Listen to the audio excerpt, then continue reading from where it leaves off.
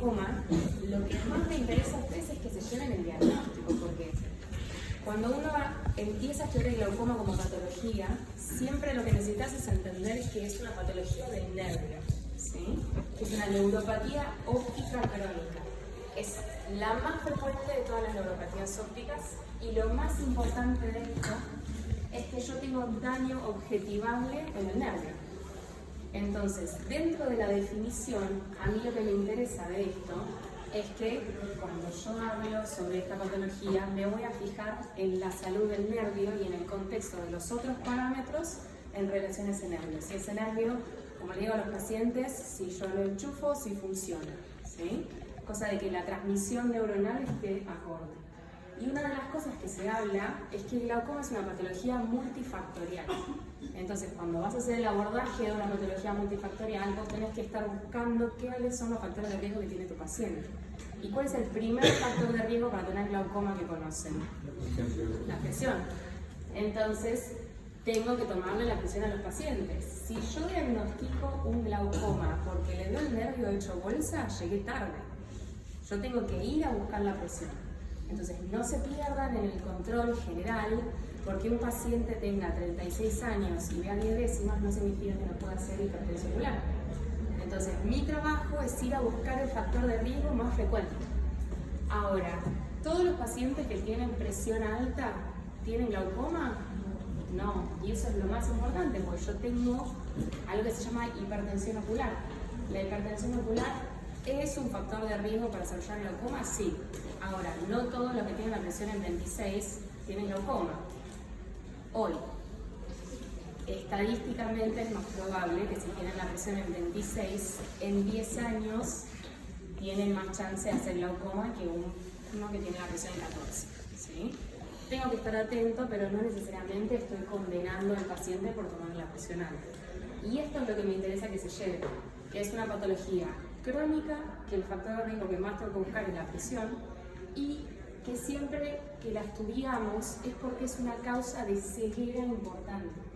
Yo que empecé a hacer glaucoma hace relativamente poco, específico consultorio solo de glaucoma, la mayoría de los pacientes que me vienen de primera vez y que llegan al especialista, ya el nervio está pálido, 0,8, presión en 45 con 40 frascos, claramente la intervención tendría que haber sido antes. Porque es prevenible, porque si yo llego a tiempo, el paciente ve 10 décimas y hace 40 años y se le puede operar, y se le puede hacer láser, y se le puede poner gotas, y hay 1000 opciones. Pero fíjense que en Argentina ya hay 1 millón de pacientes con glaucoma que está más o menos estudiado poblacionalmente. Y que obviamente nosotros lo vamos a buscar en las poblaciones que tengan factores de riesgo importantes. Siempre uno cuando estudia glaucoma abre 2 aguas muy grandes. Le decís al paciente, ¿tenés ángulo abierto o ángulo estrecho? También nos sirve para el urólogo, porque a veces empieza a hinchar las quinotos cuando le tiene que dar medicación para la incontinencia urinaria y te dicen, no, porque me va a hacer un glaucoma. No, si tiene ángulo estrecho, te puede hacer más glaucoma. Pero lo que más me interesa que se lleven es que la presión es un factor de riesgo, no es significado de glaucoma.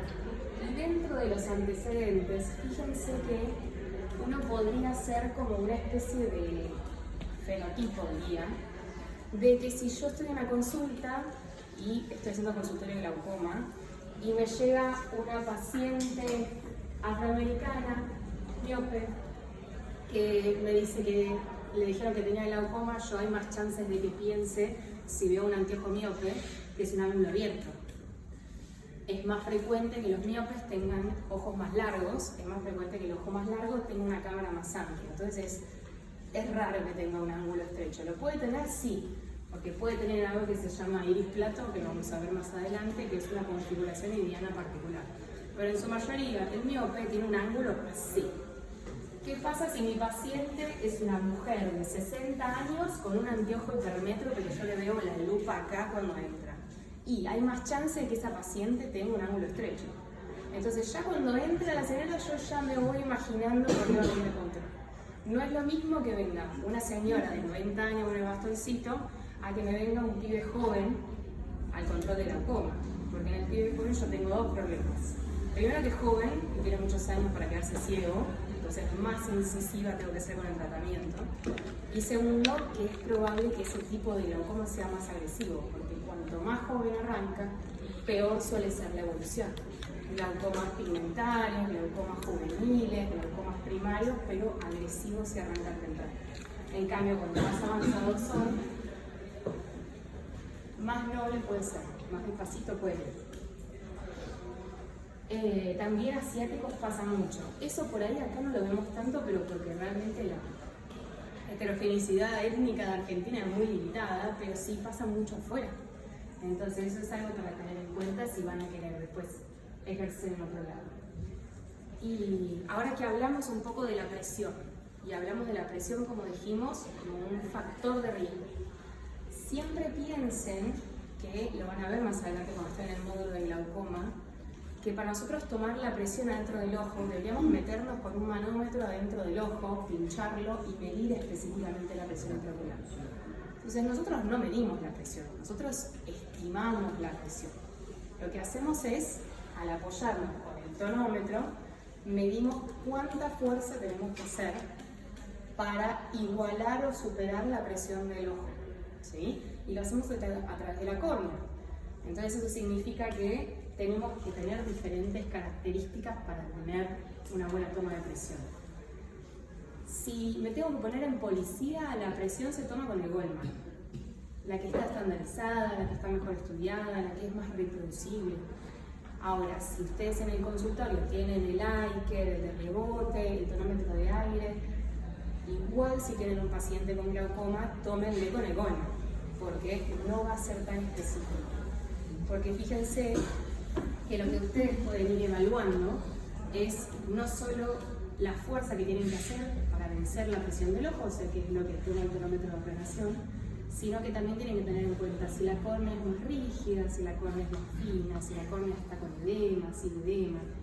Y lo que más quiero de esto es que me digan ustedes con cuál se quedarían si están tomando la presión. Con este. Y fíjense algo re importante, que al principio en la resi es muy difícil porque uno está apurado y no se toma mucho trabajo de tomar la presión, que yo quiero que los anillos contacten por el lado interno. Y que si yo tengo un paciente que no se queda quieto o que a veces tiene una respiración incómoda o se mueve mucho, si ustedes van a hacer contacto con esos anillos, que a veces el paciente con la molestia y todo se va un poquito para atrás, yo prefiero que los anillos contacten hacia adentro y no que contacten así. ¿Sí? Si yo voy a oscilar, oscilo que se toquen los bordes internos. ¿Sí? Y es importante el grosor, porque fíjense que acá yo estaría subestimando mucho la presión y acá con un anillo más grueso estaría sobreestimando un montón.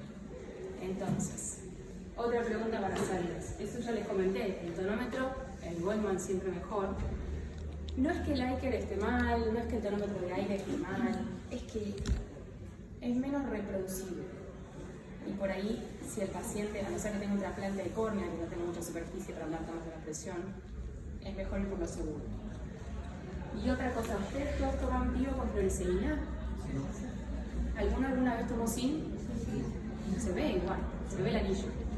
Ahora, es verdad que subestima hasta 5 milímetros de mercurio. Si el tipo tiene 40, 35, 40, igual vos sabés que está alto. Pero cuando estás ahí en el límite, cuando tenés que hacer una conducta, cuando tenés que decirle, che, mirá, te pongo una gota, sí o no, y 5 milímetros te hace la diferencia. Entonces pónganle la flúor. Hay gente que le pone al ojo y a veces cuando tiene muy mala superficie se chorrea todo, se te rompe, se te hace el anillo así. Un tip que me enseñaron es que si la superficie es muy mala, agarras un algodón y le pones la gotita de flúor al algodón y se lo pegas a la puntita del tonómetro. Entonces embebés un poco el tonómetro con eso y de alguna manera tenés un anillo dentro de todo bastante potable sin que te pase esto. ¿Sí? Pero no negocien la flúor porque si no estarían tomando la presión y subestimando un montón. Bien. ¿A quién se le ocurrió que la presión normal era de 10 a 20? Es como si hubiesen agarrado en un pueblito 70 personas y le dijeran, vengan todos. Miran los nervios, ninguno parece que tiene glaucoma y le toman la presión A1, A2, A7, A23, A55 y todos les va dando más o menos en este rango. Entonces ahí se nos ocurrió que la presión media era más o menos de 15 y si juntamos dos desvíos estándar más o menos tendría que andar entre 10 y 21. De ahí viene el rango, o sea, imagínense que la presión es un valor más, nunca la va a tener cantada y que cada presión depende de cada paciente. De los requisitos de ese paciente, de si el nervio se la banca o no se banca esa presión, eso lo vamos a ver más adelante. Pero una cosa es lo más frecuente y otra cosa es lo que es normal o sano, que es lo mismo que está pasando ahora con la diabetes, que cada vez que la salen a estudiarla le bajan un poquito más la glucemia en ayunas alterada para darle el diagnóstico y nosotros por ahí, es verdad que nuestro rango de presión estimado suele andar entre esto, pero no todos los pacientes que tengan 21 van a aguantar 21.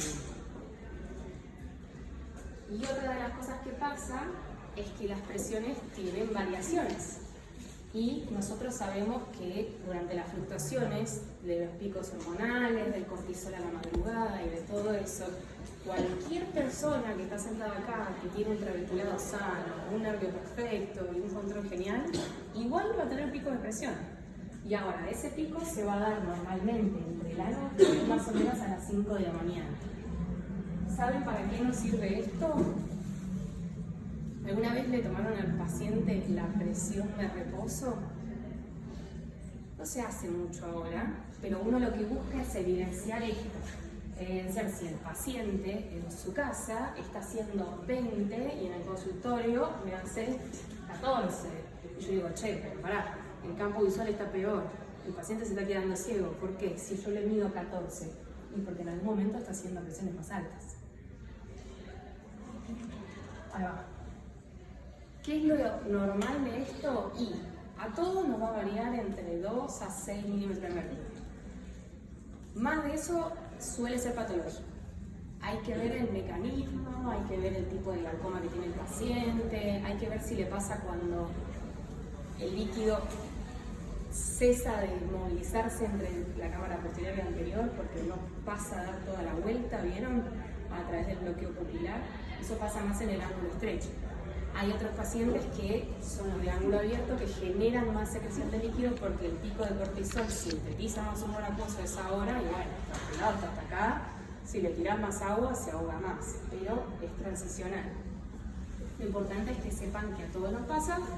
Y lo que le pasa a los pacientes con glaucoma es que suelen repuntar un poquito menos y siempre los picos son más altos.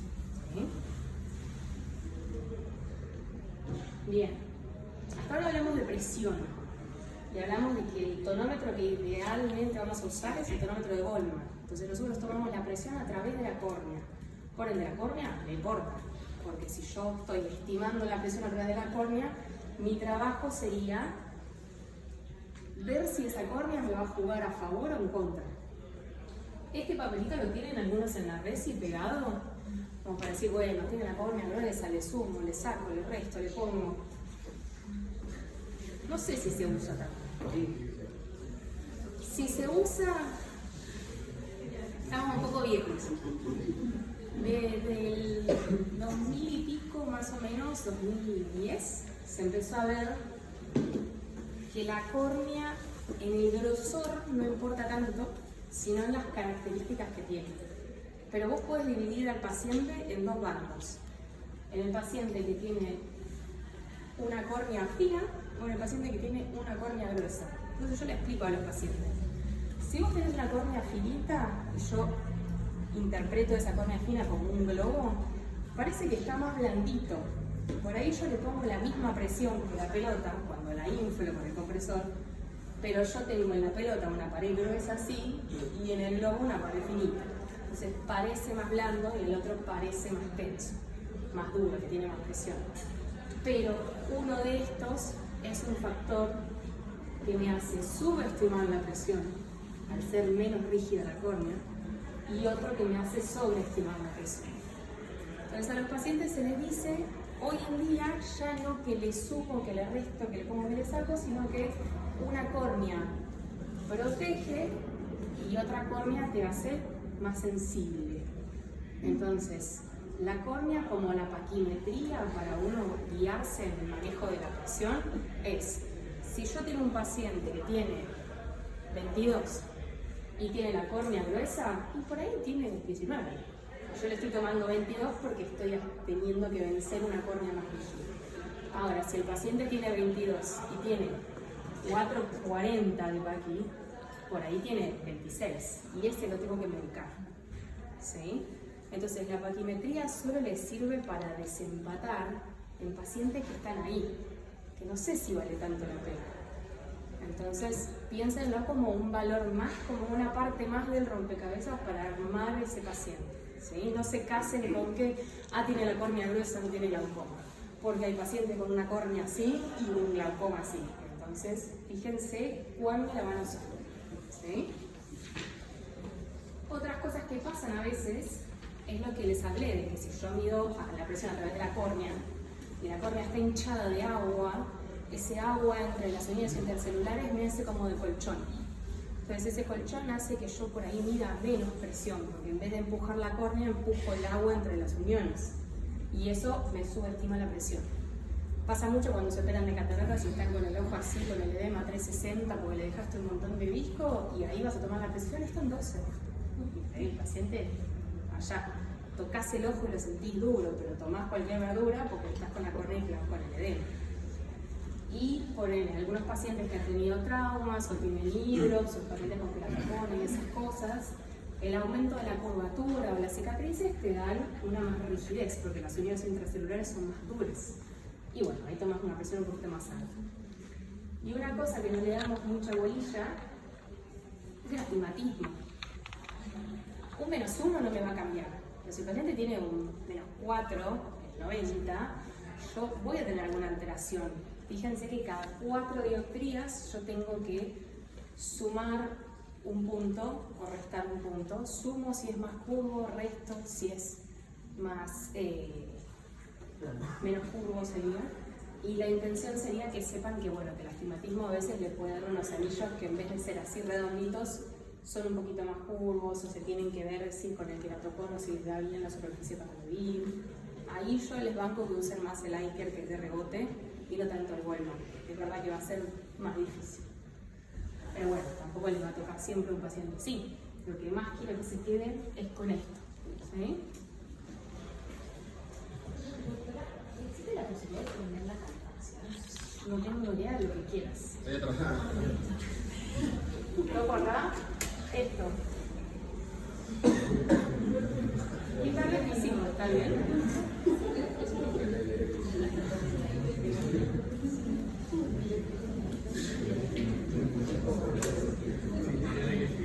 Ahora te espero. Gracias. Bien. Cuando leen glaucoma, van a ver 400 clasificaciones. Es difícil quedarse con una porque todas sirven. Piensen que se conectan entre sí, porque si yo pienso en un paciente con un glaucoma primario de ángulo abierto, pienso en un glaucoma primario de origen trabecular, seguramente, de origen en el paciente adulto y que es de ángulo abierto. Y si yo tengo un glaucoma pigmentario, es secundario al pigmento que se traba en el trabeculado, que aparece entre el joven y el adulto y es de ángulo abierto. Entonces la idea es que los vayan mezclando y que sepan que todas las clasificaciones seguramente les sirven, aunque uno normalmente se quede con esta sola. ¿Sí? ¿Y qué es lo que más necesitan ustedes para poder clasificar al paciente? ¿Qué es lo que tienen que hacer? Un altar le voy a hacer a la agonioscopía, porque si uno no le hace el agonio, no tenemos ni idea qué está pasando dentro de ese ojo. Siempre que viene el paciente a glaucoma hay que hacer una agonioscopía, porque si no vos no entendés.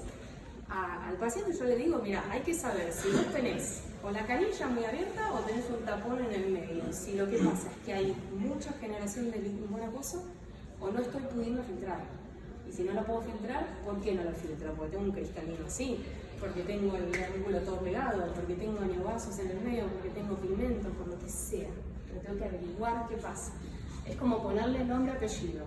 Si no tengo la agonioscopía, no sé nada, estoy haciendo brujería porque le pongo la gota y le bajo la presión. y ahora el paciente tenía el ángulo estrecho, a los 2 meses se clavó y colgamos. Entonces hay que adelantarse a eso. Y dentro de las lentes, siempre uno se queda con la Goldman, que es la clásica, pero fíjense que es una lente que es indirecta. ¿Qué significa? Que si yo miro con el espejo este de 67, que es el curvo, a ver si puedo hacer zoom, este que es el chiquitito, acá, ese espejo a mí me deja reflejar la imagen del ángulo opuesto. Eso significa de que si yo estoy con el espejo en hora 6, estoy viendo hora 12. Si estoy con el espejo acá, estoy viendo hora 6. Entonces, más o menos uno lo que dice es que vayan con las agujas de reloj para no perderse nada, pero acuérdense de filtrar, ¿no? Cuando hacen fondo de ojo, todo lo que está arriba está abajo. Y esto significa que las lentes directas son las que se usan en quirófano, muy poco. La intención es que sepan que la reflexión tiene otra superficie de apoyo y se da vos poniendo la cabeza del paciente de coté y mirando con el microscopio inclinado, porque vos tenés que generar esa angulación para poder llegar a ver allá. Son las que se usan para operar cirugía angular. Rara. Quédense con la Goldman. ¿De 4 espejos o de 3? La Goldman siempre tiene 3 y el central que es de 10 grados, que ese no tiene zoom, así que técnicamente todo lo que midan ahí está perfecto. Hay otras que vienen, que son en vez de apoyo corneal, apoyo escleral, y eso es lo que les voy a mostrar acá más adelante. Bien. Acá, que son las famosas lupas para inventar. Piensen que normalmente, a ver si esto funciona, yo tengo el diámetro corneal, que más o menos anda en 11, en 10. Si yo tengo una lupa que haga contacto con la esclera, o sea, que esté por afuera, yo voy a estar cada vez que aprieto, apretando la esclera. Entonces, esa lupa no puede inventar. Lo que puede hacer es de forma fija, hacerme como sopapa y tenerme el ojo quieto para que el paciente quedando así con la cabeza yo vea mejor. Y lo que puedo hacer para ver mejor otras estructuras es hacer que el paciente mismo haga fuerza. Yo tengo la lupa, aprieto y le digo al paciente, mira para arriba, mira para abajo, y ahí me fijo si el ángulo se abre o no se abre. Pero eso no es tan eficiente como esto que estamos haciendo acá. Si yo le pongo una estructura que tenga un diámetro menor, que se apoye solo en la córnea, y aprieto la córnea, lo que estoy haciendo es empujar todo el humor acuoso para que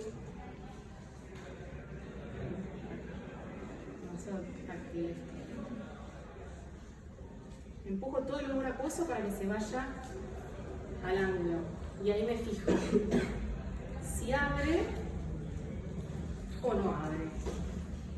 Si logro que abra, o sea que se meta el humor y me separe el iris del ángulo y yo veo el ángulo, eso se llama cierre aposicional. Se está apoyando nada más. Si yo hago toda la fuerza del mundo y aprieto esa córnea, veo un montón de pliegues y eso no se separa, está pegado. Y es la famosa simetría. ¿Sí? Que acá tengo para mostrarles una foto. Así yo veo todo cerradito. Cuando aprieto, este lado abre, veo el trabeculado, y este lado no, todo pegado. Y esa es la famosa invento si abre o no abre. Acá hay otra foto más. Esto está cerrado, cuando aprieto, abre y veo estructuras ahí, más o menos, la foto es una mierda, pero la intención es que imaginemos que ahí hay un trabeculado, acá no importa lo que yo abra, estas tienditas me están diciendo a mí que eso está todo pegoteado y que no importa lo que haga, eso no va a afectar porque está siendo tapado por el iris. ¿La indentación con qué tipo de lupa es? Tienen que ser con estas que normalmente tienen lo que te digo yo, un diámetro menos a 10. Normalmente yo tengo esta, que se llama de Posner o de Sussman, son más caras y son solo de glaucoma. Si yo tuviese que gastar plata en una lente, la primera que me compraría sería la Goldman, que es la anterior, la que vimos acá.